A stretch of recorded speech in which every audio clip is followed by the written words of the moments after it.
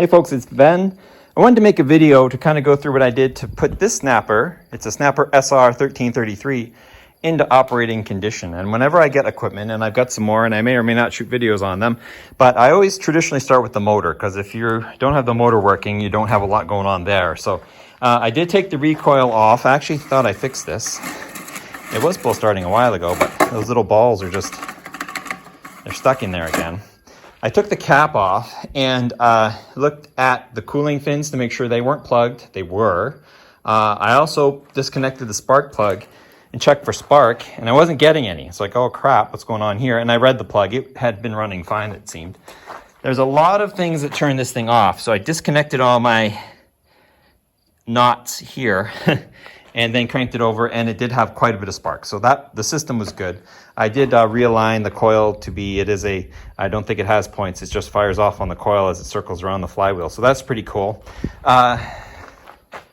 Changed the oil in it, of course, before I did too much cranking on it. And I pulled the carburetor just to go through it, because I think I dropped the bowl and it was just full of mush. In fact, I'll see if I have a picture. I'll insert it here. It had lots of water in it. I'll tell you why. Took the carburetor out. There's two screws here, so you got to get this little bar out and take these out, and you can actually pull this whole fuel system out. This is just snapped in, actually. Change the fuel filter to that one so you can see what's going on inside.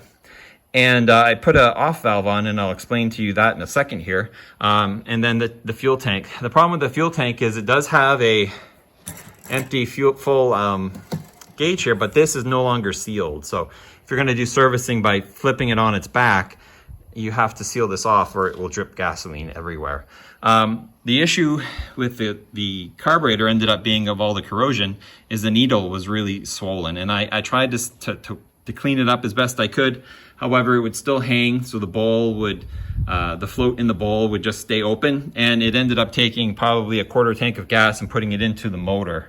So I'm like, that's silly. That, you know, the needle valve is all that keeps the gas in. So I did install an on-off switch, which makes sense, especially because you were doing a 90-degree angle here anyway. It was a pipe curve. Now we've got an on-off. So when you're done, turn it off. And even if the needle is not working quite right, at least you're not dumping all that gas into the motor. So fired off the motor, it ran. So all I needed to do was kind of blow out and clean out the carburetor. I used some compressed air, which I typically don't do, but I did in this case, and it worked out great. And it ran great. Perfect. I didn't try the deck yet, but it did run around the yard and things like that. The issue I found is that the drive wheel was all cracked, and that's not great. So I ordered a new one of these and a new needle for the float and bowl in the carburetor, and then went on vacation. Came back, installed the new wheel and the new needle. The needle valve seems to be working great. So the tractor is running okay. It needs a lot of cleaner to go through it. I think there might be some junk still in the pack, you know, in the passages and stuff like that. Neat things I've learned is that it does take a little battery. It's got little rubber mats here. And there's a battery cover that will go over this as well, so you can kind of not have the terminal just dangling out at you. There's one on the other side as well that I just took out for cleaning purposes. And then I went and inspected the drive belt system. So this is what you get for that. Underneath this cover is the drive belt for the deck. So underneath here, we've got the big pulley that runs our blade, and then we have our engagement pulley here. And then there's an safety interlock that's here. That's that cable that runs up the deck there. So when you go to engage the drive, you can see it pulls that pulley tight, and then you lock it in.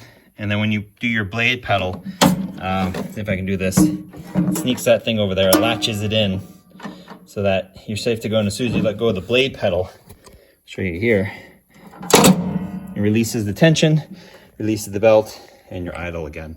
So that cover then there's a hole for that and hole for that, and it just protects you from this belt. And this is how you would replace this belt or inspect this belt. I lubricated the bearing. This one I don't think is a lubricant, but we'll find out. And then this mechanism here was quite dry and hard to operate, but now it is very free. Also here, and as you apply, in theory, as you apply this, this looks to be like a brake to hold on, and it does actually slow the blade down so that it just doesn't randomly spin. Now these tractors are meant to be serviced on their back, which is what this bar is for. I didn't really know that until I watched a YouTube video that showed me that. So make sure your oil stick is tight and make sure your gas cap's not leaking. Mine leaks bad. It's one of those fuel ones and it comes right out of that hole and it doesn't do me any good. There was at one time maybe a plastic dome over that. So I'm gonna try this plastic wrap and that'll fail horribly, but at least you'll be with me when we do it. And then you can just grab the nose here and lift it up. Let me use both hands.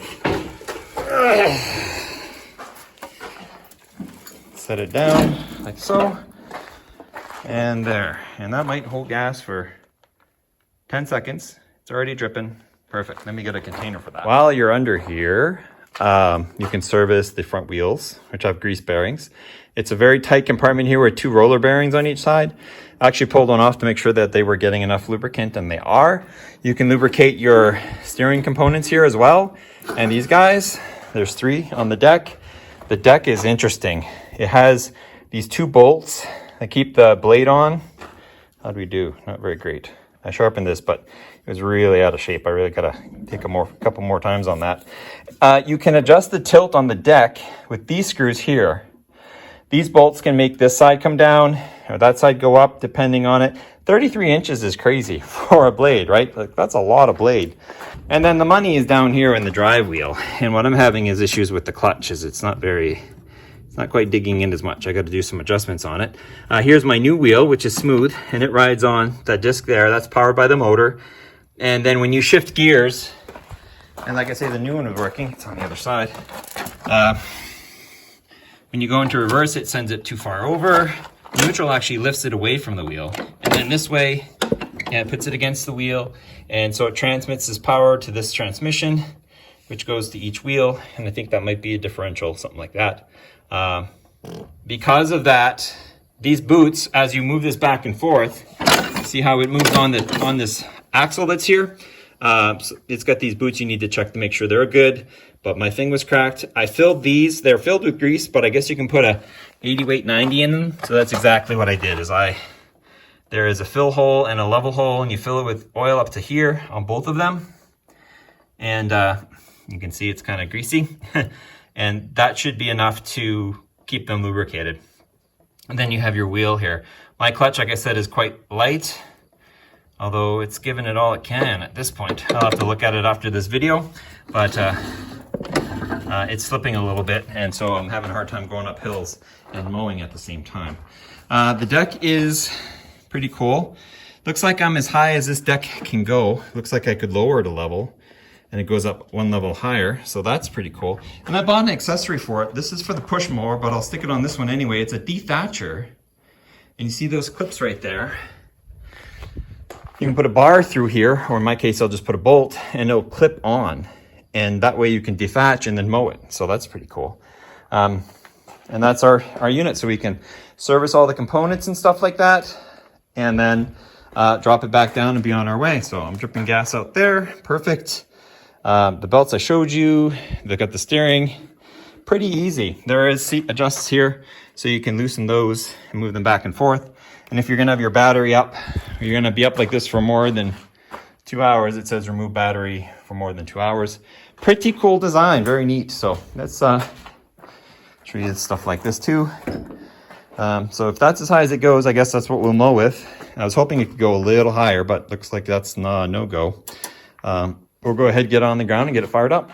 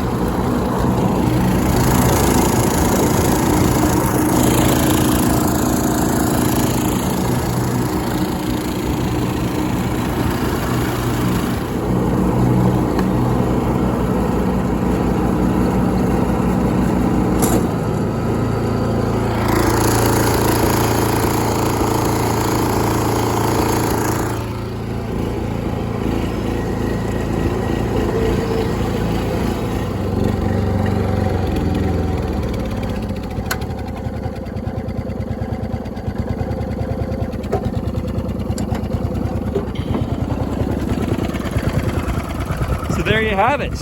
There's a Snapper SR1333. Fairly easy to fire up. Made sure my tire pressures were good too. Stuff less, little stuff. I gotta wash it for sure. But yeah, it's a cute little machine. It's actually a cute large machine. And so far it runs great. I just wish I could get it a little higher because I like my grass tall, but any port in a storm, I guess. If you guys have any questions, feel free to ask them. Comments, leave them. Please subscribe to my channel, Turbo231, for more exciting videos. I do need to hit this pressure washer across this thing for sure. It's a fun little machine. I can't wait to use it.